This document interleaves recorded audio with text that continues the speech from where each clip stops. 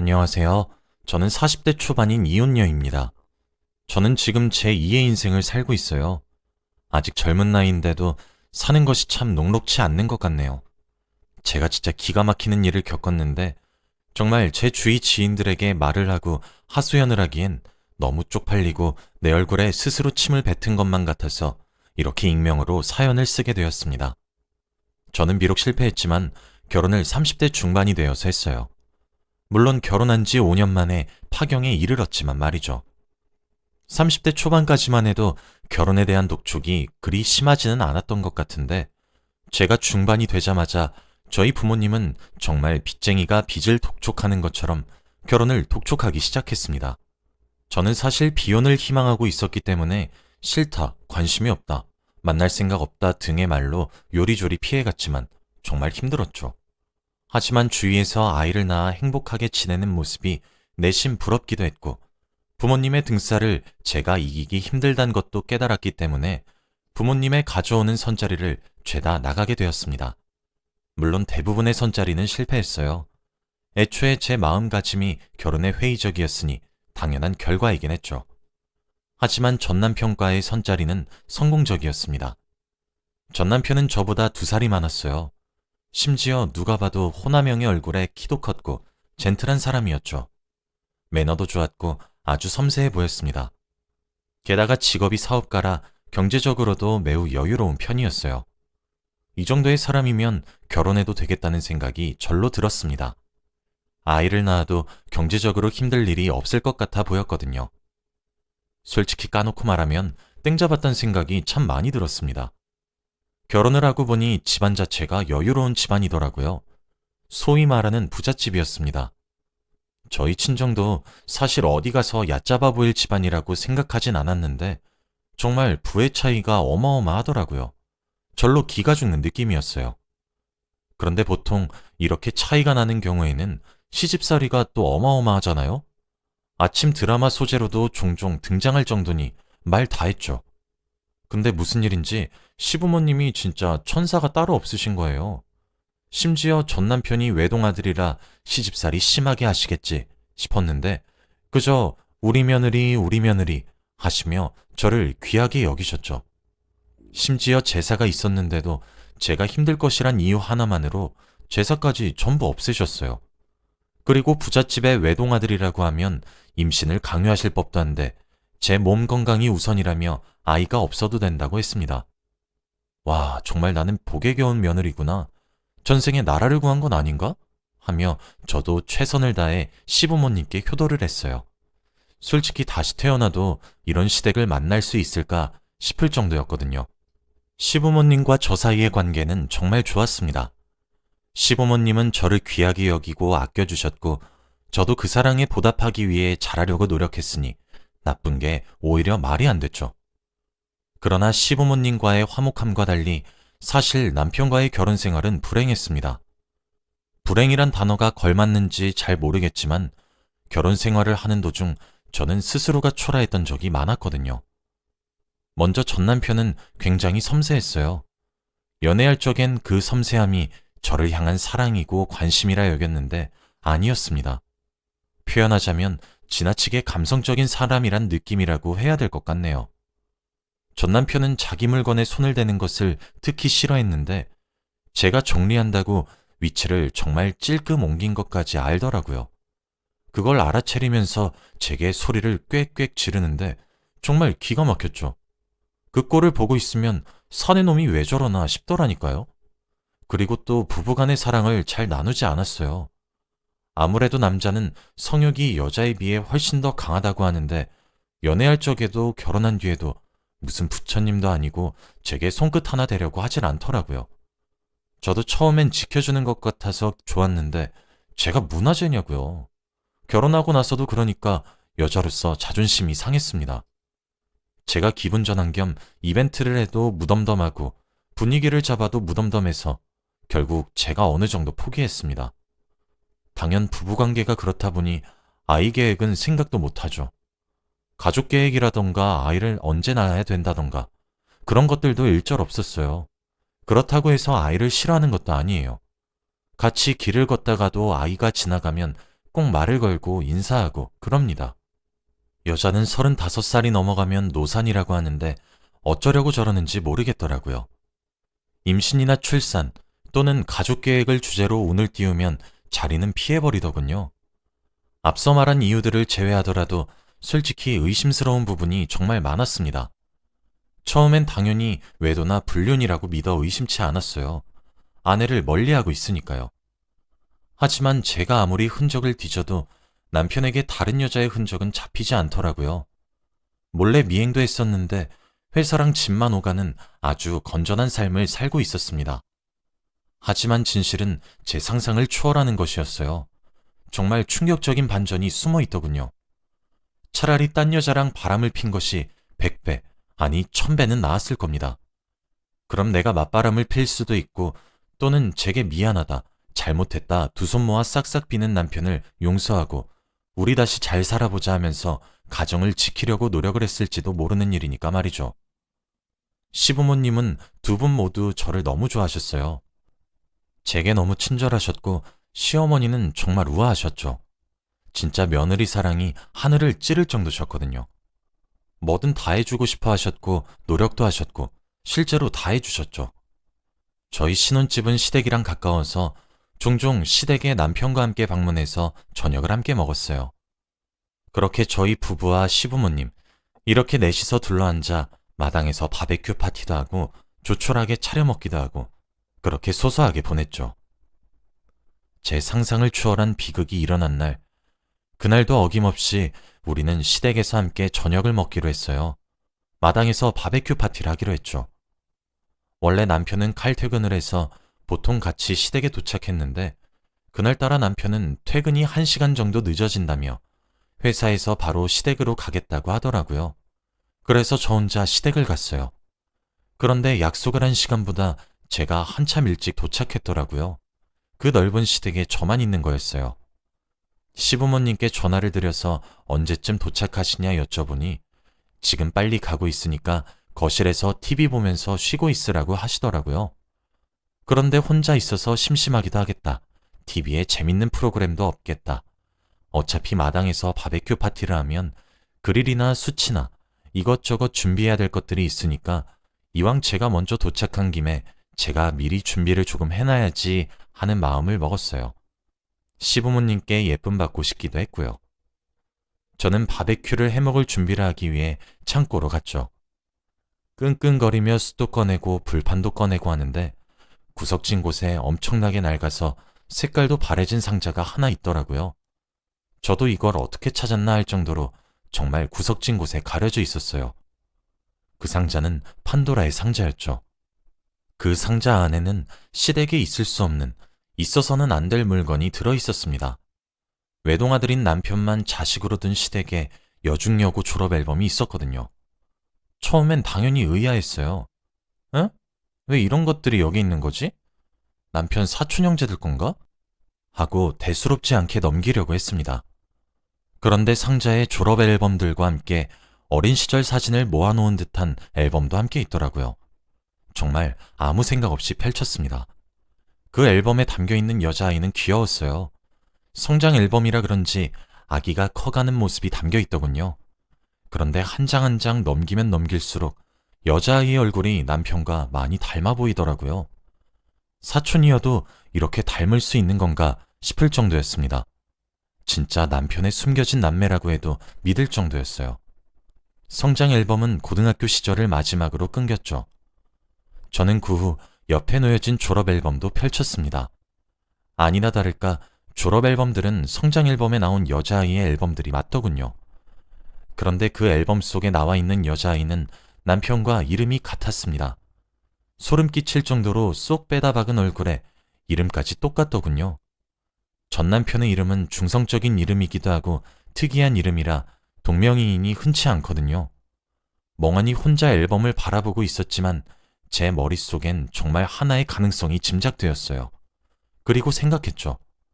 제가 남편의 어린 시절 사진을 본 적이 있는지, 학창시절 친구를 만난 적이 있는지 말이죠. 그런데 생각해보니 없더군요. 저는 본능적으로 그 상자를 뒤지기 시작했습니다. 상자에는 앨범 말고도 상장이나 또 다른 사진들이나 많은 것들이 잔뜩 들어 있었어요. 점점 퍼즐이 맞춰가는 것 같았죠. 어쩐지 남편을 보며 남자치고는 유난이다. 남자가 왜 저렇게 기집애처럼 구는 거야? 라고 생각했던 모습들이 차례차례 떠올랐습니다. 그건 남편이 유나운스러운 것이 아니라 정말 여자였을 시절의 버릇이었던 모양이더군요. 저는 충격에 빠졌어요. 정말 그날의 기분은 아직도 형용할 수 없습니다. 남편이 한때 여자였다는 것을 깨닫고 느낀 감정은 말이죠. 저는 그렇게 한참 동안 넋이 나가 있었어요. 멍하니 서 있다가 창고는 널브러뜨리고 낡은 상자만 들고 시댁 거실에 앉아서 누군가 오길 기다렸죠. 한참 있으니 시부모님이 시댁으로 돌아오셨습니다. 집 앞에서 우연히 마주쳤다며 옆에 남편도 함께 서 있더라고요. 거실에 멀거니 앉아있는 제게 시어머니는 아가, 창고 앞은 왜 저렇게 널브러뜨리고 이렇게 거실에 혼자 앉아있어? 라고 물으시더라고요. 저는 아무 말 없이 세 사람을 멀거니 쳐다만 봤습니다. 그리곤 낡은 상자를 세 사람 앞으로 집어던졌어요. 남편은 놀라서 제게 당장이라도 왁 하고 소리를 지를 것 같았지만 상자는 날아가는 도중에 안에 있던 물건들이 공중에 흩날렸고 거기 있는 모두가 알게 되었죠. 제가 뭘 찾게 되었는지 말이에요. 남편은 얼굴에 핏기가 가시더군요. 시부모님도 마찬가지였죠. 세 사람 모두 얼어붙어 있었어요. 저는 어머님, 아버님, 이게 뭔가요? 제가 버릇없이 물건을 집어던졌는데 왜 혼내시지 않으세요? 이렇게 나오시면 제가 한 망상이 진실이란 것밖에 더 돼요? 당신도 그래. 지금 이건 뭐야? 설명해 보라고! 라며 소리를 질렀습니다. 순식간에 상황을 파악한 남편은 곧장 무릎을 꿇었어요. 그러고는 미안해 여보. 일단 진정하고 내 말 좀 들어줘. 어? 라고 말을 더듬으며 저를 진정시키려고 했어요. 저는 됐으니까 당장 그 잘난 입으로 짓거려 보라며 몸을 부들부들 떨면서 화를 냈습니다. 그리고 이어지는 남편의 이야기에 저는 정말 할 말을 잃었어요. 맞아. 사실 나의 타고난 성별은 여자야. 나 원래는 여자였어. 고등학교 시절까지 말이야. 그런데 나도 항상 의아했어. 난 왜 이렇게 남들과 다른 걸까 했거든.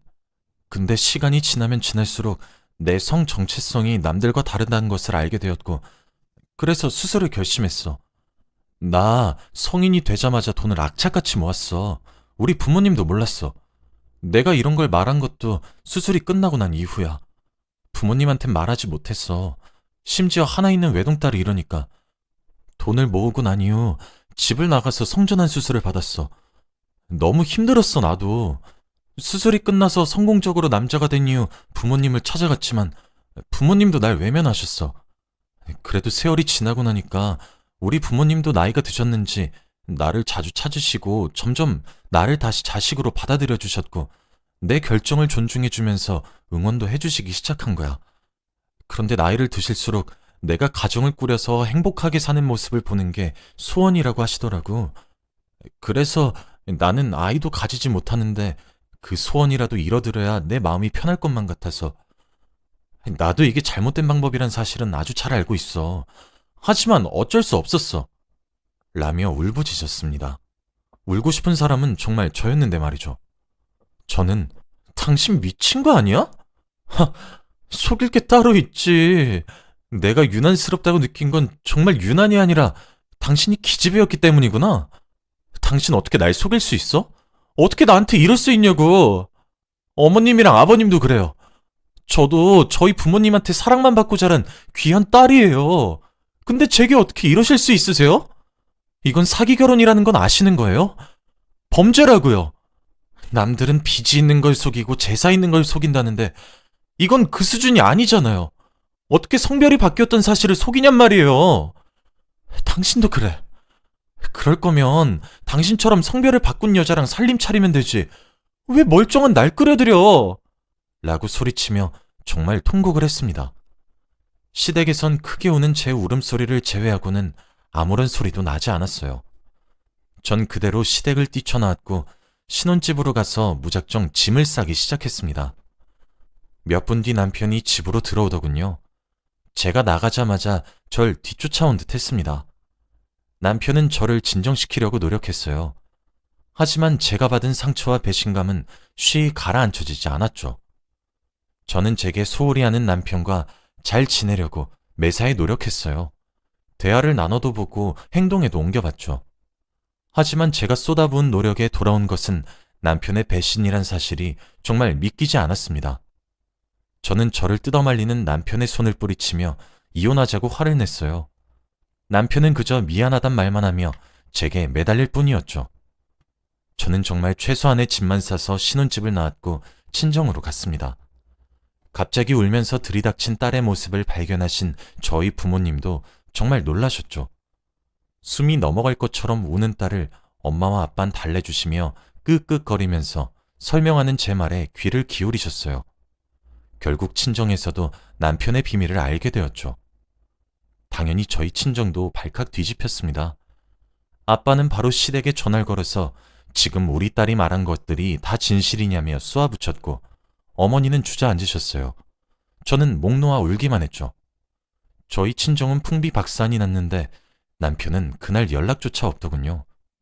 그로부터 일주일이 흐른 후 남편은 저희 친정으로 찾아왔습니다. 그리고 저와 잠시 이야기를 할 수 있겠냐고 물었죠. 저희 부모님은 당연히 안 된다고 반대하셨지만 저는 그래도 어디 한번 얘기나 들어보자 싶은 마음에 조용한 커피숍으로 남편을 이끌었어요. 개인적인 공간이 주어지는 커피숍이었죠. 남편과 차를 시키고 앉아만 있었습니다. 한참 정적이 흘렀어요. 남편은 제게 조용히 미안해 여보. 당신 말이 맞아. 내가 이기적이었어. 그래, 당신도 처가댁에서는 귀하고 예쁜 딸일 텐데 내 이기심이 당신 인생에도 영향을 준 것 같아. 정말 미안해. 이건 진심이야. 라고 하면서 서류를 하나 내밀더군요. 그건 이혼 서류였습니다. 그러고는 제게 말을 하였습니다. 당신 나랑 이혼이 하고 싶을 것 같아서 내 쪽은 미리 썼어. 당신 쪽만 쓰고 제출하면 돼. 라고 하며 또 다른 봉투 서류를 몇 개 제게 또 주더라고요. 이건 내가 가지고 있었던 오피스텔 2채를 자기 앞으로 명의 이전한 서류야. 그리고 이건 우리 부모님이 당신한테 사과의 의미로 주는 선물이고 라고 했죠. 그리고는 이건 마지막으로 위자료라고 하긴 못하지만 받아줬으면 해 하며 내민 통장엔 돈이 들어 있었습니다. 당신에겐 정말 미안하게 생각하고 있어. 내가 어리석었어. 그 당시엔 내가 이미 부모님의 기대와 미래를 저버리게 한 느낌이었거든. 부모님 마지막 소원이란 말에 내가 냉정을 잃었던 것 같아. 당신에게 주는 이 모든 것들이 위로가 되진 않겠지만 조금 위안이 되길 말하는 맘뿐이야. 정말 미안해. 라고 사과를 하는 남편에게 저는 마다하지 않을게. 만일 당신이 날 이렇게 속이지만 않았다면 우린 결혼은 하지 않았지만 당신에게 정말 좋은 친구가 되어주었을 거야.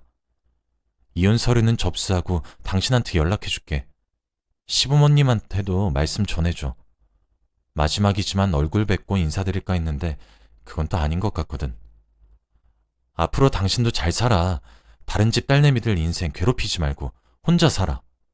라고 얘기한 뒤 서류들을 들고 일어나 친정으로 돌아갔습니다. 그리고 이튿날 저는 이혼 서류를 접수했고 우린 그렇게 협의 이혼을 하게 되었습니다. 제 결혼 생활은 그렇게 막을 내렸죠. 후에 알고 보니 시부모님과 전 남편이 제게 준 위자료 명목의 재산은 수억 원이 넘는 가치를 가지고 있었더군요.